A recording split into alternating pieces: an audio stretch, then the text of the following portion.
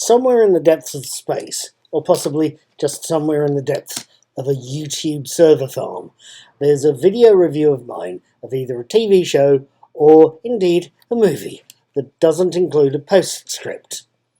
This video review of The Bounty is not one of those videos.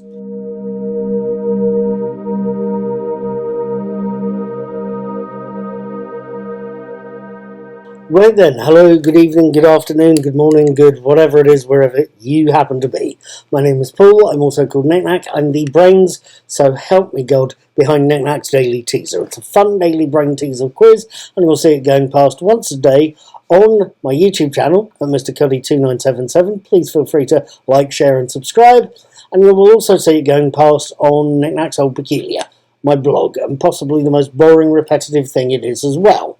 At any rate, I also talk about movies, and I also talk about TV shows, and I will try and put all three up in a little eye.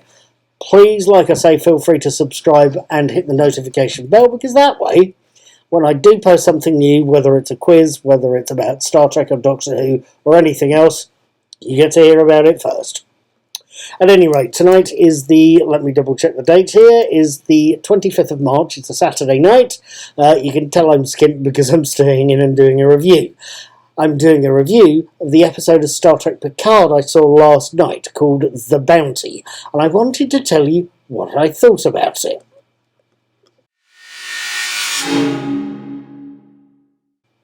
Episode 6, The Bounty, opens with a usual summary of earlier episodes and then shifts to show us the USS Titan fleeing the nebula where it's been chased by the Shrike and distracting its pursuers with false homing beacons. Over on the Shrike, those beacons are something that Vadik, Amanda Plummer, is not happy about, and she manages to relieve some stress by ordering the death of a dissenting crewman before demanding a list of every one of Picard's known associates. Vadik has plans. Post-titles, we see the USS Titan swinging around a star before we join Dr. Beverly Crusher and Admiral Jean-Luc Picard, Gates McFadden, Patrick Stewart, in the Titan's sickbay. After intense study, it seems that Jack, Ed Spilliers, has inherited Irumodic syndrome from his father, a terminal one that might take days or decades to catch up with him. Something that Beverly wants the Admiral to talk to Jack about, something Jack doesn't particularly take kindly to. He, unfortunately, is left with the distinct impression that he was doomed before he was born. Meanwhile, in the transporter room, the Titan has visitors in the shape of Worf and Raffi, Michael Dorn and Michelle Hurd, along with the intelligence they've managed to pick up. The changelings have something planned for Frontier Day, something that is now only 48 hours away. And the portal weapon isn't the only thing that Vadik and the changelings have stolen from the high-security Daystrom station. They've taken something else too. It's something the crew find or know to be unbeatable, powerful, and potentially life-threatening, at least more life-threatening than a vicious attack tribble. It's something they can only find out about by getting onto the station without being seen to get hold of. Thank you, Katie. The Titan's crew is going to need a miracle, or a fluke, or an ace in the hole to get out of this one. Or at least, a very good engineer. They're going to need Geordie LaForge inside of 48 hours.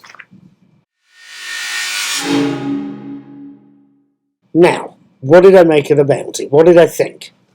First things first, I've got to give Amanda Plummer her due. Her opening scene in this episode's teaser was both superb and very reminiscent of her dad, David Plummer's work as General Chang in Star Trek VI: The Undiscovered Country. There's a lot of theatricality there. It's quite something to watch. And I have to admit, I would be wondering where she got her talent for that sort of theatricality, except I already know.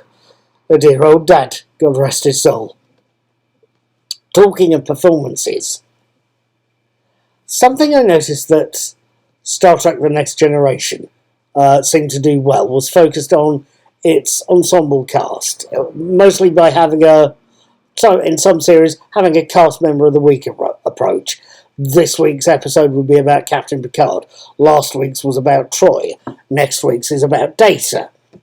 Picard, the series, seems to be working somewhat differently. It's got various separate threads and assigning them to one or more characters and letting the relevant actors rip. The Bounty possibly has an issue there.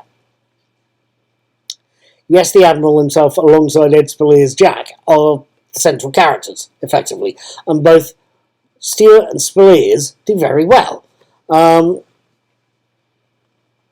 the story is about the older Next Generation cast as much as it is about the newer characters. Yes, LeVar Burton makes a very welcome return, as do the characters in their own right almost, as do the various Starfleet vessels he's curating in the museum. But I think we could have maybe had a little more of the newer characters, Raffi and Seven in particular, and in the midst of all the reuniting families, they seemed just a little bit distant with each other, and also there's definitely less Jerry Ryan in this episode than there maybe could have been. With all of that said, there is a scene between Burton's Geordie LaForge and Ashley Sharp Chestnut's Sidney LaForge, between father and daughter, that's as riveting as anything Amanda Plummer's been doing in this episode. Yes, one relationship seems shortchanged, but it does allow us, however briefly, to look at another one. It's also lets us, in the raid on the Daystrom station, it also gives us a great deal of tension and gives us a double twist at the climax of the episode.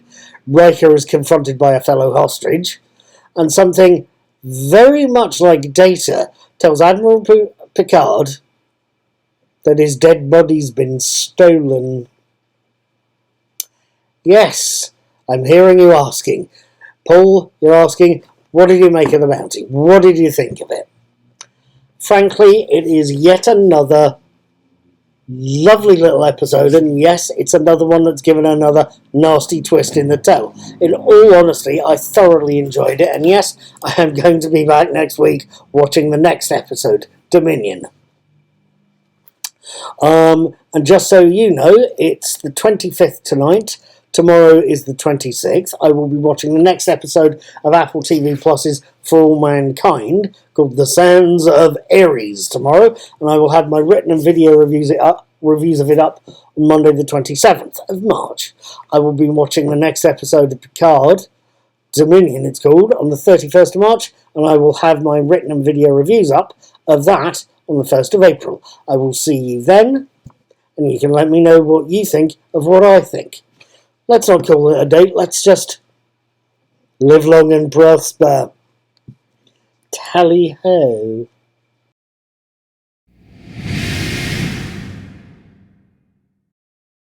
Right, just as a first postscript, there's actually two of them, I lied in the teaser, but just as a first footnote, the episode's title is from the HMS Bounty, the stolen Klingon ship that we see in Star Trek III, The Search for Spock, before it's stolen, and Star Trek IV, The Voyage Home.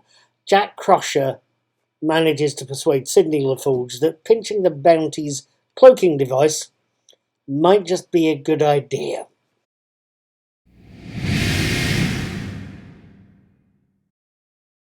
Right, okay, this last postscript this is postscript 2. I lied, there's 2 postscripts tonight, and this is a minor technical point. There is a scene in The Bounty where seemingly random musical notes are played over the intercom system on Daystrom Station.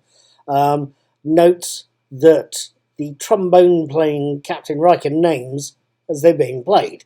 He then recognises the tune. It's Pop Goes the Weasel, the nursery rhyme Data was trying to whistle when he and Riker first met. The the episode, even uses brief clips from Encounter at Farpoint, that first Next Gen episode of that meeting of a then beardless Jonathan Frakes whistling away like a mad thing.